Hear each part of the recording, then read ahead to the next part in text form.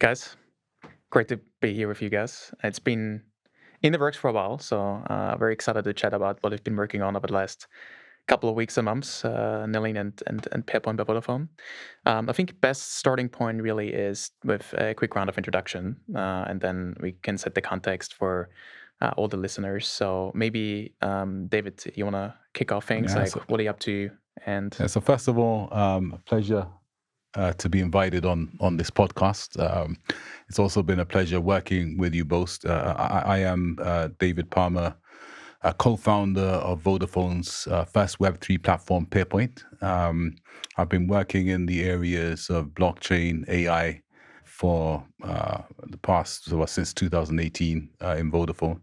Before that, personally, and I've also been working in the areas of encryption and IoT, which is very relevant to what we've been doing. So, pleasure to be on here. I won't go into too much about my experience, but for this podcast, let's just say that I'm leading the Vodafone Pairpoint initiatives on our project. fantastic. Great. Miguel? So the pleasure is mutual, David. Yeah, thank you. It's a pleasure to work with you as well. My name is Miguel. My background is at the intersection between engineering and mathematics, so cryptography.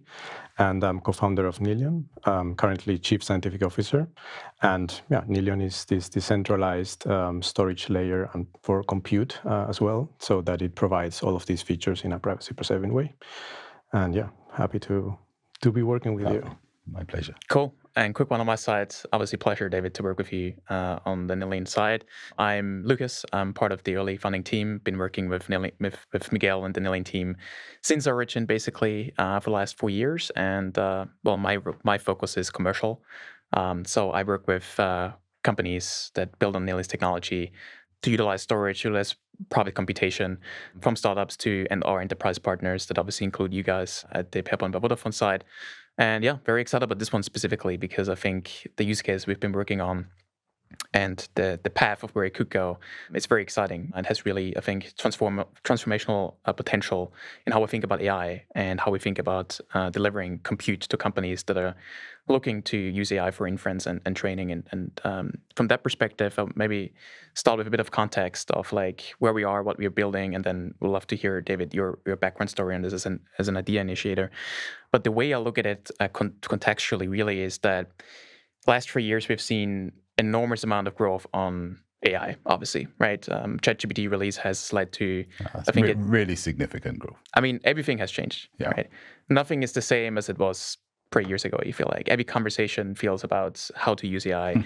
The day-to-day feels about how can I use AI more effectively to improve my productivity and to get things done easier. So I remember that day where I was in the office and some people tried to play around with a link and typed in some prompts about some marketing campaign ideas. And it was just, people could not believe what they saw. And similar to me, it really felt like this iPhone moment. I mean, in 27, I think, or whatever it was, right? I was younger at that time, but I remember that still. And after that, we have seen enormous amount of investment, enormous amount of colossal growth. I mean, these days, I think American GDP is like twice the size it would be without AI, right? So it has led to an insane amount of investment. I think AI is 40% of GDP or 30, 40%. Yeah, enormous figure, right? Led mostly, I would say, by infrastructural investments of like, how can we build the backbone for this intelligence explosion in our society, led by obviously building out data centers. And that's exciting because we see this economic growth and we see the prospects of where AI could go with insane amount of billions of investments, in these data centers. But I think at the same time, it has also led to challenges in this context, right? Thinking about how do we finance this? Thinking about, is this sustainable financing? Thinking about social unrests in the context of electricity costs that have been going up for people living in these areas locally. And also potentially environmental challenges, energy efficiency challenges, right? And I think with this growth of like large data centers, primarily in the context of the scaling laws and building these data centers to generate the next models on the training side, you have been thinking about, David, an alternative, or not necessarily an alternative, but like a complementary way of using AI that does not necessarily require the build out from absolute massive data centers from scratch, right? And when we talked the first time about this, I got very excited because obviously on the Nillion side, we've been big believers in distributed compute since the origin. So maybe you want to talk a little bit about the background story around sort of cell tower infrastructure and AI compute in the Yeah, edge. so I think at the bottom of it, completely agree that we're living in a unique age where empowerment and tooling from AI, promises to transform many industries, many customer experiences, our very way of life. When you start to link AI with robotics and other things, so I think it's an exciting time, but also a challenging time. And when you look at it coming from the telecoms side of things, essentially, we've been about infrastructure. So I remember being in university many years ago and buying my first mobile phone, and I would have been one of 5% of the population buying a mobile phone, and you could buy the phone, you couldn't afford to make a call. Right? It was so expensive. But what we've seen since sort of 90s to now is over 90% of the population, global population, have a mobile phone. 90% penetration. So that is everyone who can, have a phone has one, right? In fact, I was joking that I'm expecting in the delivery rooms that the baby will be born and they'll hand them a hand them a smartphone, to start using a baby app. But so that's been really successful. But what that means is that we've created the connectivity backbone for this new digital infrastructure for a new digital world. And the challenge now is how we extend that infrastructure to include blockchain, Web3, and AI, essentially.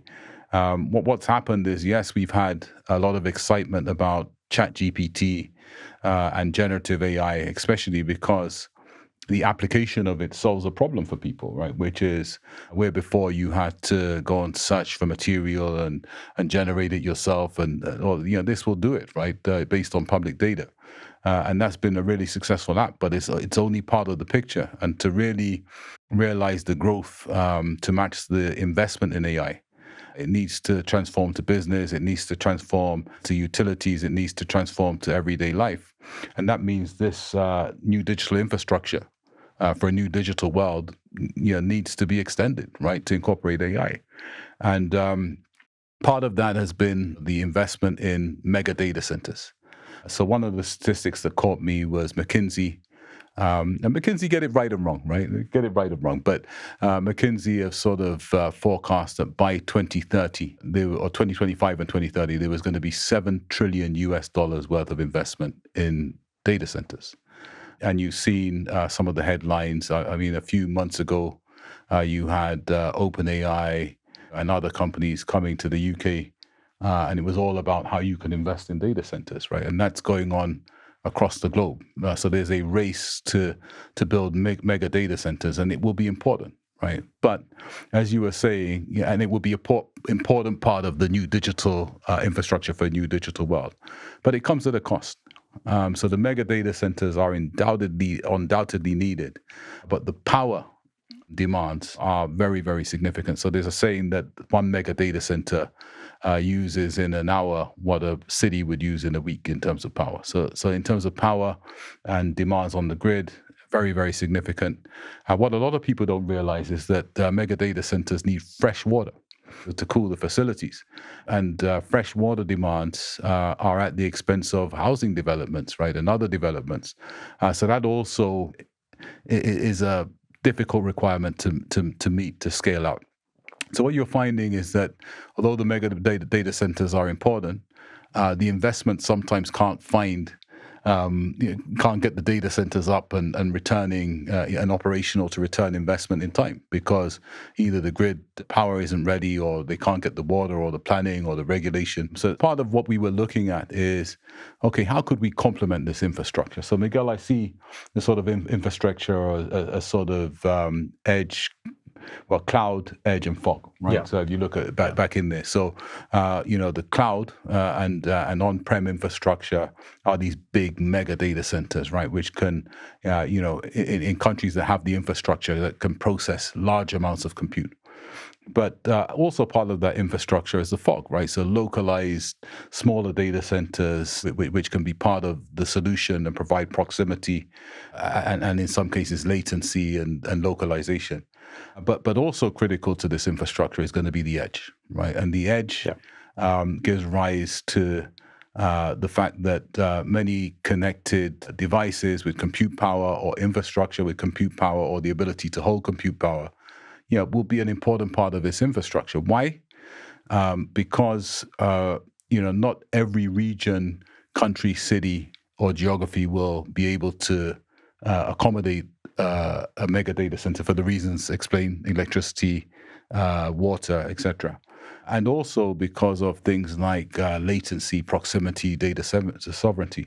So our focus has been about how we can complement this new AI architecture with edge capabilities. And some of the infrastructure that is available is cell towers, right? There's nearly 5 million cell towers globally. These cell towers happen to have oversupply of power, so the power is already there.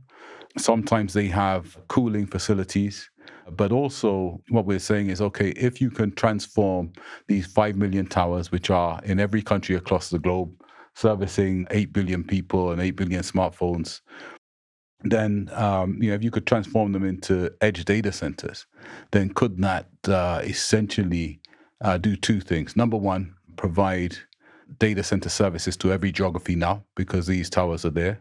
But also, could it provide a much needed additional revenues to the telecoms sector, and help countries like the UK and Europe and others to accelerate their march into the AI economy by having this infrastructure in place quickly. So that was the thinking behind it, and that was the question that we asked: can you transform cell towers which have the power, which have the ability to hold compute or have modular data centers beside them, and have the cabling between them for communication into these modular data centers or one big virtual data center. And that's the project we've been working on, starting from the financing side to say, okay, how would you finance these towers, which is obviously the beginning, but now starting to look at essentially how, the sort of compute that would be possible. And more importantly, for Nillion, about distributed and collective compute. So if you have many data centers, can they work intelligently? Can they work collectively? So that essentially they can spread the workload, they can direct the workload based on data sovereignty and other demands like low latency, so that they can be part of this and be effective. So those are the questions we've asked and answered and formed the first part of our work together. I think Nillion being really important because Nillion's privacy and security, especially the ability to process data while private, I think is a big differentiator here. Yeah, I mean, the thing that got me most excited when we met the first time, when we talked in May, I think this year it feels like ages ago, but it is, I think, only 6 or 7 months ago. But the first time we talked about this, the thing that got me so excited is that, as you said, I think there is immediately, in the short term, a very clear opportunity when it comes to energy efficiency and that footprint and the water requirements that you just described here that can solve problems, right? Or complement the big, large data centers nicely. But there is also this medium to long-term massive opportunity when we think about the demand side, the use cases. You mentioned low latency as one of the key components there. If we think about how AI will grow from where it is today to the stage where it will completely disrupt the way we do things in society with robotics and vehicle-to-vehicle communication, industrial manufacturing, then we have to think about how can we bring compute closer to the end customer, to the end consumer, to the end user, right? And 40, 50 milliseconds plus can make a massive difference. It can make a difference between an accident or no accident, right? But also, how can we bring this global knowledge base or transform this global knowledge base in these large centralized data centers into sort of more local contextual models and intelligence, right, that drives specific regions rather than trying to serve everybody everywhere with smaller models, more specialized models, which is something that obviously Miguel, we are big believers in on the Nillion front, right? We always have believed that privacy, security are critical, and the distribution of compute is critical.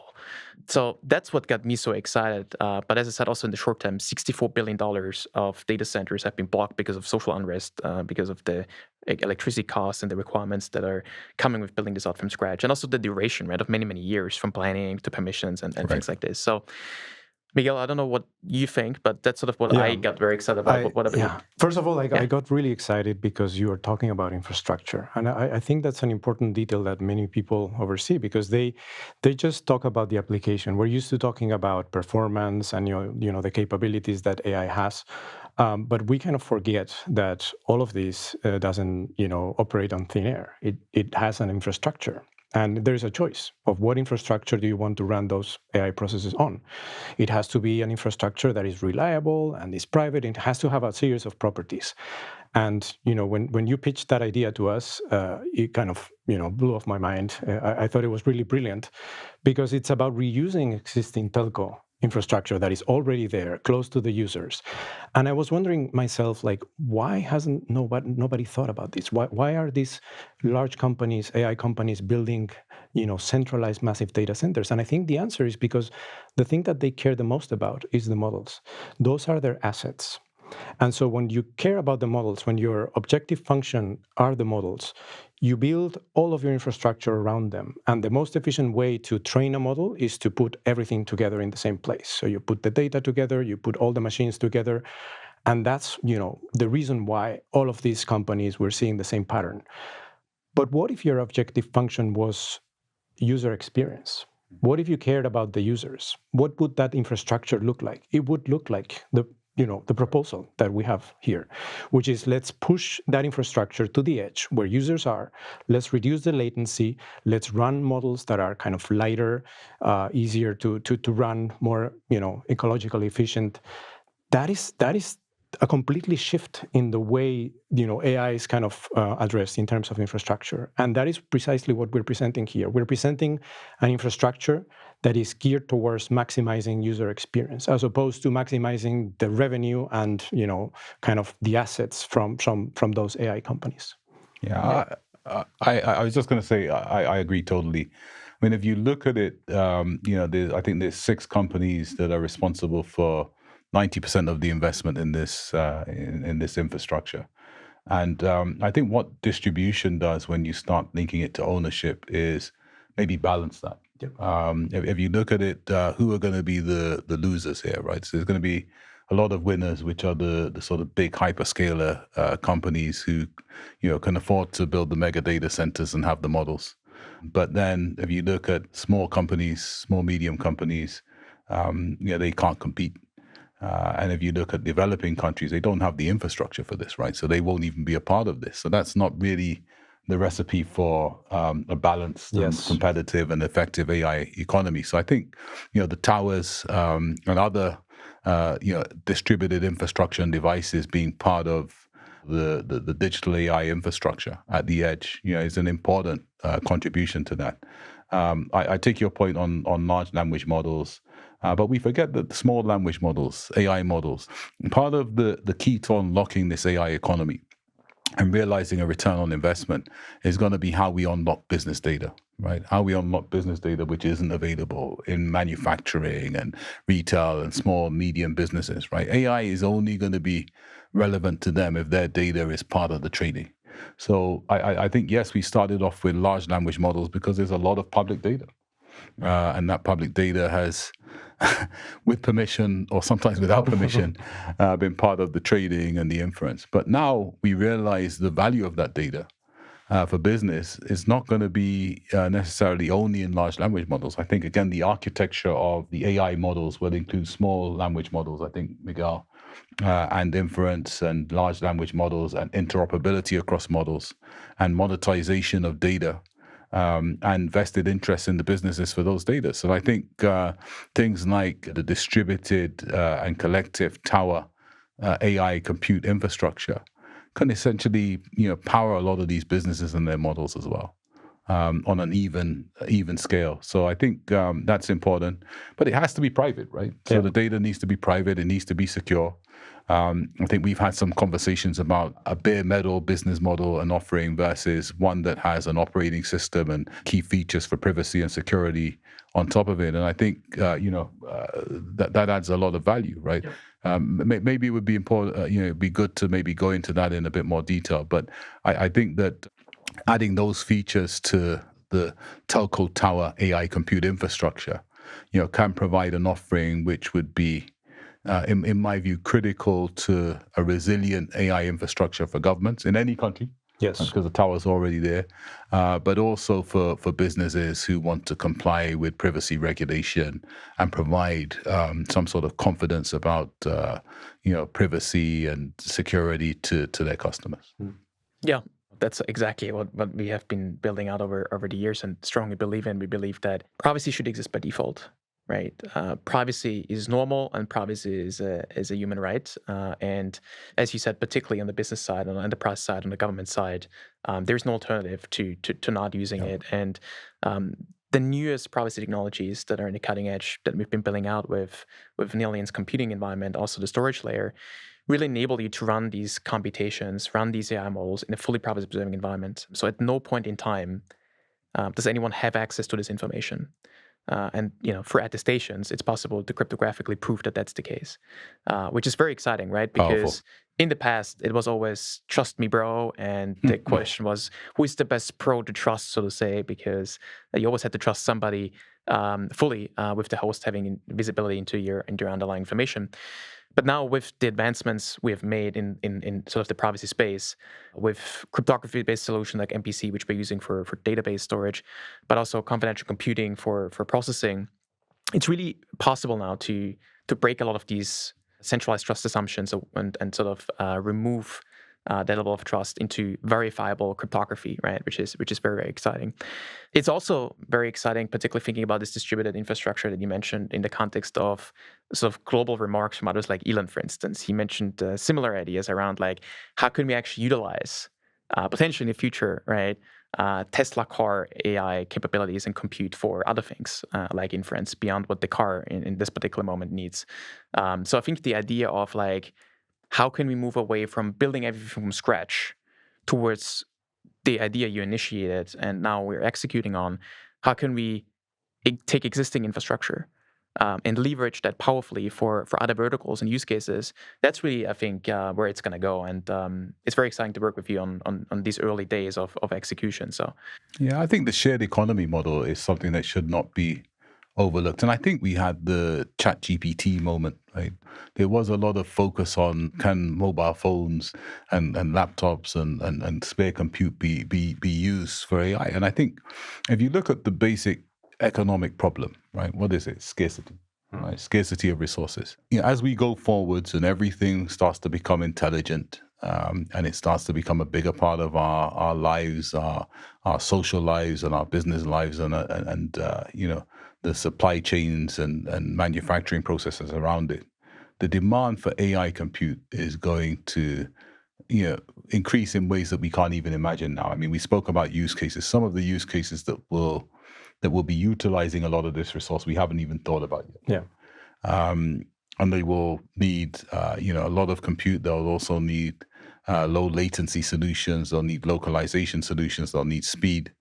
And what that means is that compute resource will be scarce, and it makes sense that we use spare capacity, right? Transforming towers into mini data centers that can be a part of that, I think, is only the beginning. I see it extending to mobile phones, as Elon Musk said, extending to computing cars, and every other resource where you can start to utilize and spend and receive payment for compute resource as a currency. I see it part of the economy, and I think the solution we've been working on will be a foundation for this type of shared economy model for AI. And I think it will be absolutely important going forwards that it also brings opportunity for the masses in this, right? Yeah. And I think privacy is very important to this kind of mold or pattern that we're creating, because people could argue that maybe this edge infrastructure, maybe if you run it in a car, maybe there will be problems around security because, the security measures of those kind of buildings or installations are not the same as you would find in a proper centralized data center. But with this end-to-end privacy-preserving compute that we are offering, we're kind of not only solving that challenge, but also offering a solution that increases even in terms of the security, in terms of privacy, than the best kind of state-of-the-art cloud computing data centers. And I also believe that privacy can unlock a deeper transformational change in this kind of structure or business or market. Imagine, for example, that I have data sets, right? I have created and curated an amazing data set about, I don't know, agriculture. And you train the model, and Lucas is going to do the inference. So without privacy, I would giving you away my secret sauce so that you can train your model, which is a no-go. And without privacy, you would have to give your weights to Lucas so that he can run inference and serve some end users, which is a no-go for you because that's your secret sauce. That's the reason why all of these three things happen in the same company right now, because they don't have this underlying privacy layer. Now you add privacy to the equation, and now you decouple all these three components, and you open up the economy to the entrance of new, incumbents, like new startups specialized on one particular vertical of data, or specialized in training, or specialized in inference. And that is what we're creating here, because we're providing this privacy layer. We're decoupling those elements. We're creating a fairer market, a more fair market and an open economy.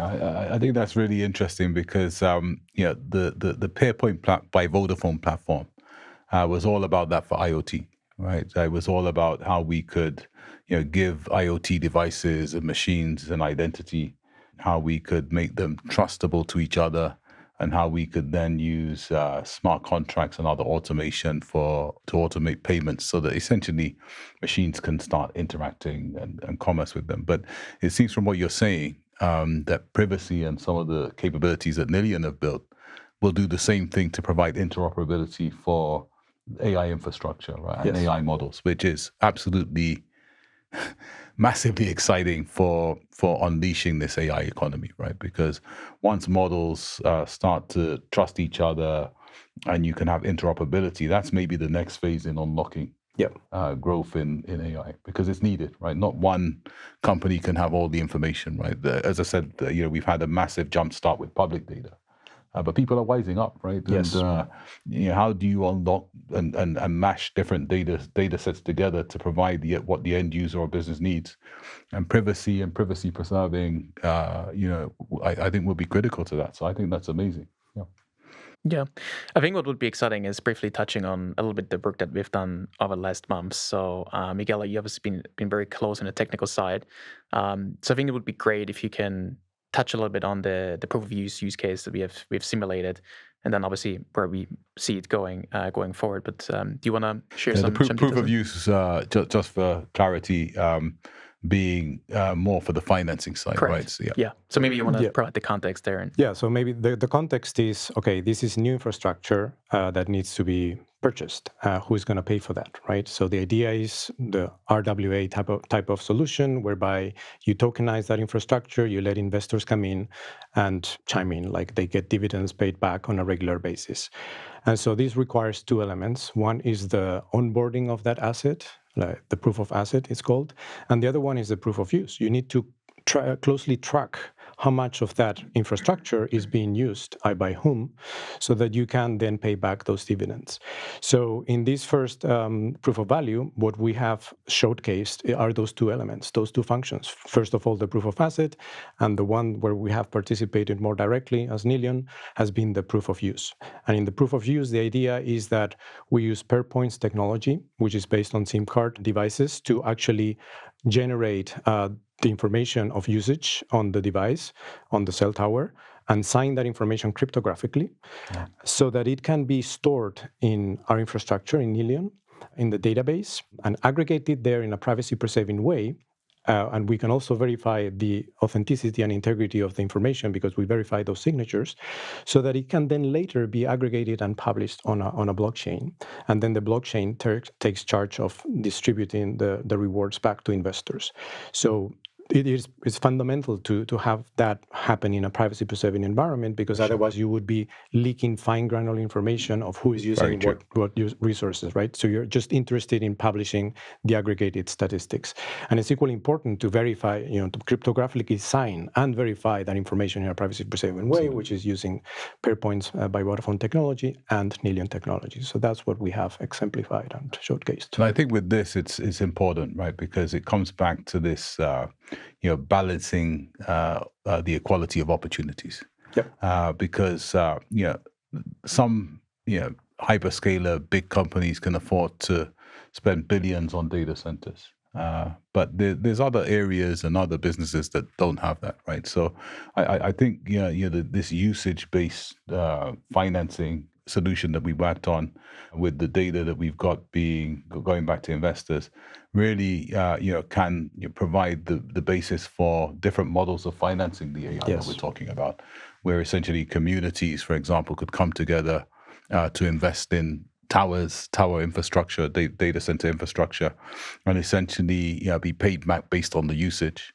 And more importantly, big finance companies could take a different approach, where they're taking a more long-term approach to say, look, initially we're going to invest in these tower data center infrastructures, but we will only be paid back significant amounts where the usage is there, which is about right. We're not expecting, in the next 2-3 years for there to be a massive boom in usage of the tower infrastructure. Well, there may be, but we're expecting it to increase much more in years 4, 5, 6, right? And this would allow the investment to get in, where finance companies, because they've got this trusted usage that we provide, can take more risk, of lower payments initially, and trade that off for higher payments in the medium to long terms. And I think this finance model will be important to realizing what we've talked about, because we could have a great idea about edge data centers in towers, but unless we can have a finance model that allows tower companies to get the investment, or communities to get the investment to build the towers and lease that back to the tower companies, then it won't come to pass. So I think this is really important. Yeah, I think that's really exciting, and it's that's a sort of financing that I think can also give access to a yield-bearing asset that investors otherwise have no access to, right? So I think this is a really exciting way of financing this build-out. Certainly not the only one. There's many other ways to finance this rollout, but it's one form of it. So basically, I think to summarize, what we've been working on basically here is a privacy-preserving way, a verifiable way to prove the usage of cell tower compute in the context of AI, which is stored in Nillion's database and processed in Nillion's confidential computing environment in the form of sort of this tokenized financing model, but likewise exploring, obviously, a path to provide confidential inference for customers in, let's say, the business sector, the government sector, to actually ensure that the inference itself is fully privacy preserving whenever AI inference runs, right? And I think those things are equally exciting and different use cases for privacy preserving compute, but ultimately point to the direction of how can we ensure we establish distributed compute in a secure, in a verifiable environment across, ultimately as many cell towers as possible. So. Yeah, it's exciting. I mean, I'm a big fan of distributed architectures and systems. That's why I'm into blockchain. Distributed cloud, I think, is something that's really important. I think encryption, has safeguarded us for many years, and that's also important. And AI is also important. And putting these things together, I think, has been really exciting, because it seems to be, a combination of technologies which is in the right place at the right time to be a contributing factor to the growth of AI from where we are at the moment. Cool. Guys, it was a pleasure. It was. Very exciting to have worked with you on this, David, and continue working with you now going forward on this rollout. So well, we got a phase 2. So we got a phase 2. Really excited to work with you guys on that. And I'm hoping that we can come back either to London or another location to talk about that in the future. I really enjoyed it. Absolutely. Thank you very much, David. Thank you. Thanks everyone for listening. Thank you. Yeah. Bye-bye.